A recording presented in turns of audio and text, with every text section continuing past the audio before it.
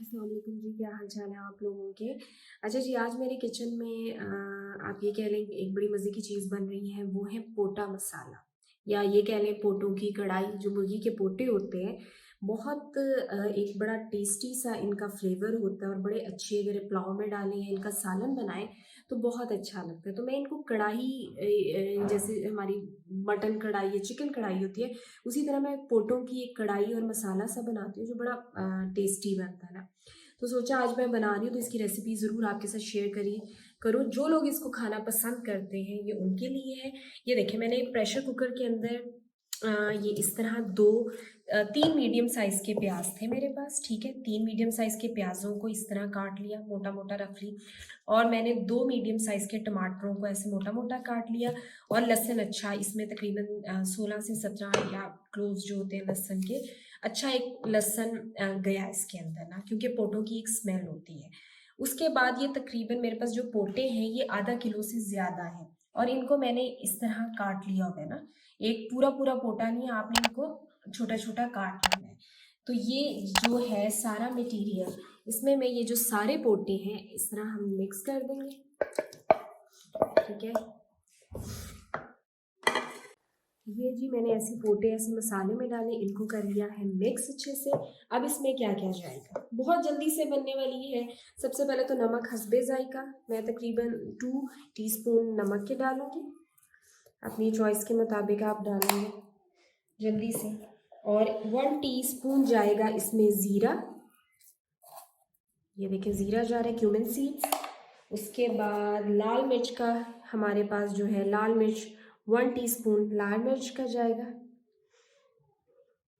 थोड़ा सा अगर आप स्पाइसी पसंद करते हैं तो आप अपने अकॉर्डिंग। हल्दी जाएगी जी हमारे पास, हल्दी भी जाएगी तकरीबन 1 टीस्पून, क्योंकि पोटों की एक स्मेल होती है। बस अभी मैं इसमें और कुछ नहीं डाल रही, इसको हम ऐसे जल्दी से ऐसे करेंगे मिक्स।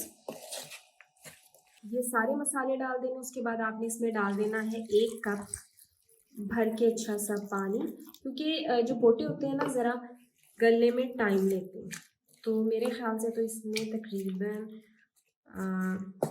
मैं तकरीबन एक और थोड़ा सा पानी और डाल दूँ। अब इसको मैं लगा दूँगी प्रेशर पे। अब देखिए जी, पोटों का एक अपना मखसूस टाइम है, मैं आपको एग्जैक्ट तो नहीं बता सकती कितना टाइम गलने में लेंगे, लेकिन मेरे ख्याल से प्रेशर कुकर में ये 10 से 15 मिनट गलने में लेते हैं। तो हम इसको 10-15 मिनट बाद चेक करेंगे ये गल गए हैं, फिर मैं आपको इनकी लुक दिखाऊँ। अच्छा जी, अब मैं इनको लगाने लगी हूँ प्रेशर। और एक चीज़ मैं बताना भूल गई थी कि जो पोटे थे ना, इनको आप ना जब मैं लेके आती हूँ इनको बहुत अच्छी तरह साफ़ करना पड़ता है। अच्छे से आपने इसको धोना है, साफ़ करना है। थोड़ी देर मैं इनको गर्म पानी के अंदर भिगो के अच्छे से साफ़ करके फिर काटती हूँ। तो इनकी ये है कि पोटों की एक सफाई की बड़ी मेहनत होती है। बाज़ लोग क्या करते हैं, इसको बॉईल कर लेते हैं और इसका जो पानी होता है ना 1 से 2 दफ़ा ड्रेन कर लेते हैं। तो इट्स अप टू यू, मैं ड्रेन नहीं करती वैसे पानी। मैं इनको अच्छी तरह गर्म पानी के साथ धो के और फिर काट के फ्रीज कर लेती हूँ ना। फिर जब इनको पकाना होता है तो हम निकाल के थोड़ी देर इसको पानी में कर लेते हैं। मैं इसको प्रेशर देने लगी हूँ और उसके बाद मैं दिखाती हूँ कि 20 मिनट के बाद अप्रॉक्सीमेटली ये गल जाएंगे इंशाल्लाह। अच्छा जी, इसको तकरीबन 20 मिनट मैंने रखा प्रेशर में। अब मैं इनको चेक करती हूँ कि ये आया हुए हैं कि नहीं अभी।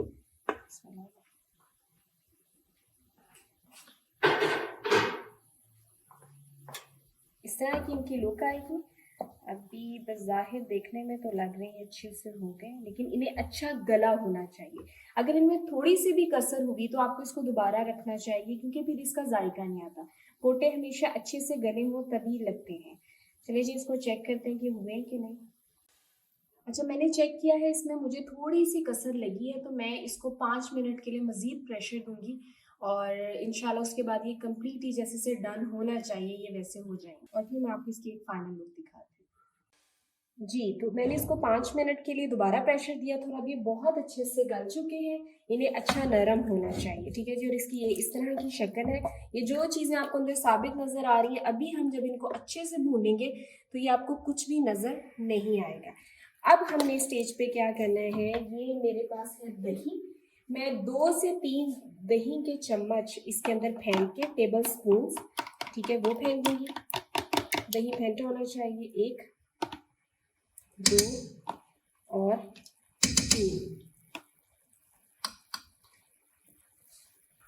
और अब हम करेंगे इसकी अच्छी सी भुनाई कि जो पानी वगैरह वो खुश्क हो जाए, ठीक है। और उसके बाद हम इसके अंदर ऐड करेंगे बाकी चीज़ें। अच्छा जी, ये देखिए मैंने इसकी की अच्छी सी बुनाई। पहले आपको चीज़ें कितनी मोटी मोटी नज़र आ रही थी, अब कुछ भी नहीं है अंदर। थोड़ा बहुत टमाटर है, वो भी मज़ीद बुनाई के साथ ये बिल्कुल ख़त्म हो जाएगा। अच्छा, अभी इसके अंदर मैंने ऑयल नहीं डाला पहले। अब मैं क्या डालूँगी, ये जो मेरे पास है अदरक जूलियन इस तरह कटा हुआ लंबा लंबा, ये हाफ में इसके अंदर ऐड करूँगी, सारा ऐड नहीं करूँगी। और साथ ये ऐसे मोटी मोटी ये हरी मिर्च है कटी हुई, ये मैं थोड़ी सी अंदर ऐड करती हूँ।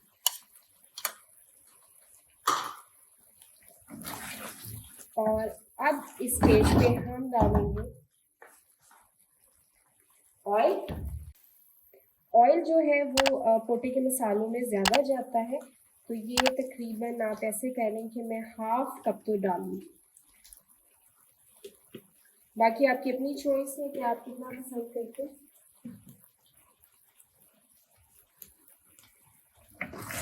और अब हम इसकी तेज़ आंच पे, आपकी आंच अब तेज़ होनी चाहिए, इस जगह पे हम कुछ चीज़ें ऐड करेंगे और साथ साथ करेंगे इसकी तेज़ आंच पर भुनाई। अब देखिए इसकी कितनी खूबसूरत सी एक लुक आना शुरू हो गई है, अदरक भी चला गया अंदर, हरी मिर्चें भी चली गई। अब क्या जाएगा जी, अब जाएगा इसके अंदर इस स्टेज के ऊपर थोड़ा सा कुटा हुआ सूखा धनिया फ्रेश। इसीलिए मैं कहती हूँ कि वीडियो को एंड तक देखा करें ताकि आपको स्टेप बाय स्टेप पता चले कि किस तरह चीज़ें ऐड की जाती हैं, इसकी खुशबू ज़ाया ना हो, इसीलिए मैं इसको इस स्टेज पे डालूंगी। तकरीबन ये मैंने 1.5 टीस्पून सूखा धनिया डाला है और साथ हम ऐड करेंगे कुटी हुई काली मिर्च फ्रेश मोटी मोटी।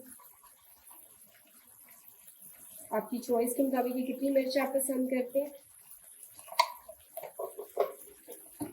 आग तेज होनी चाहिए। और इसको हम करते हैं अच्छा सा मिक्स। जी, तो ये देखिए कितनी खूबसूरत लुक आ गई है। काली मिर्च इन पे मैंने ऐड की थी, साथ मैंने ऐड किया था इसके सूखा धनिया। बाज़ लोग सूखे धनिया की बहुत भुनाई करते हैं, जिसकी बिल्कुल ज़रूरत नहीं होती। हमारा मसाला रेडी है, ऑयल भी उसने अच्छे से छोड़ दिया, भुनाई भी पोटों की अच्छे से हुई और कोई भी अंदर बिल्कुल भी स्मेल नहीं है। अब इस स्टेज पे बस हम ये हमारी एक बिल्कुल रेडी है। अब यहाँ पर मैं इसमें धनिया और अदरक ये सारा ऐड कर दूँगी, जिसे मैं कहती होती हूँ खाने की खूबसूरती है। और इसको मैं आपको डिश आउट करके दिखाती हूँ। जी, ये मैंने इनको कर लिया है डिश आउट। आप देखिए कितने दिखने में यम्मी लग रहे हैं और ये रियली बने भी बहुत अच्छे हैं। जो लोग पोटे नहीं खाते उनको मैं ज़रूर कहूँगी कि आप इस रेसिपी को ट्राई करें और इसको एक दफ़ा ऐसे खा के देखें, इंशाल्लाह आपको ये बहुत अच्छे लगेंगे। इसमें तो बिल्कुल ऐसा कोई ज़ायका है ही नहीं। तो आप अगर मज़ीद मसाला पसंद करते हैं तो आप 1 से 2 घूंट इसमें पानी के डाल के थोड़ा-सा ग्रेवी भी कर सकते हैं। लेकिन मेरे घर में ज़रा ये ड्राई पसंद किए जाते हैं, इसीलिए मैंने इनको इतनी इनकी कंसिस्टेंसी रखी है। अगर आपको मेरी रेसिपी अच्छी लगी है जी, तो हमारे चैनल को सब्सक्राइब करें और वीडियोस को शेयर करें और अपनी दुआओं में याद रखिएगा। अल्लाह हाफ़िज़।